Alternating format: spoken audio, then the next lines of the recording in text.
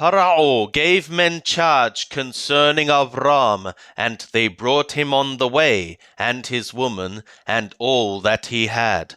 Bereshith, Genesis chapter 13. And Avram went up out of Mithraim, he and his woman, and all that he had, and Lot with him, into the south. And Abram was very rich in cattle, in silver, and in gold. And he went on his journeys from the south, even to Bethel, to the place where his tent had been at the beginning, between Bethel and the Rai, to the place of the altar which he had made there at the first. And there Abram called on the name of Yahweh. And Lot also, who went with Abram, had flocks, and herds, and tents. And the land was not able to bear them, that they might dwell together, for their substance was great, so that they could not dwell together.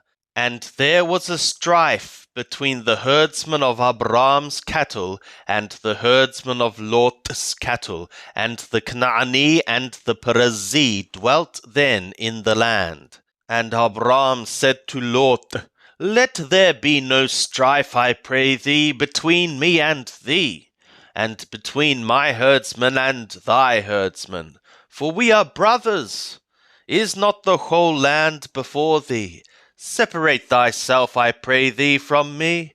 If thou wilt take the left hand, then I will go to the right, and if thou take the right hand, then I will go to the left. And Lot lifted up his eyes and beheld all the plain of the Jordan, that it was well watered everywhere, before Yahweh destroyed Sodom and Gomorrah, like the garden of Yahweh, like the land of Mithraim, as thou goest to Teror.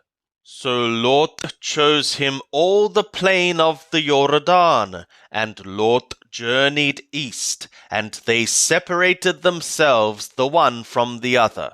Abram dwelt in the land of Canaan, and Lot dwelt in the cities of the plain, and moved his tent as far as Sodom.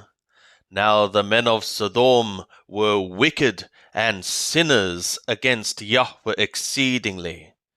And Yahweh said to Abram, after when Lot was separated from him, Lift up now thy eyes, and look from the place where thou art, northward and southward and eastward and westward, for all the land which thou seest, to thee will I give it, and to thy seed forever.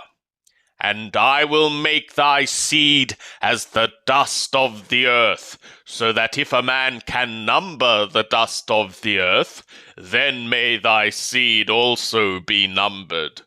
Arise, walk through the land in the length of it and in the breadth of it, for to thee will I give it. And Abram moved his tent, and came and dwelt by the oaks of Mamre, which are in Hebron, and built there an altar to Yahweh.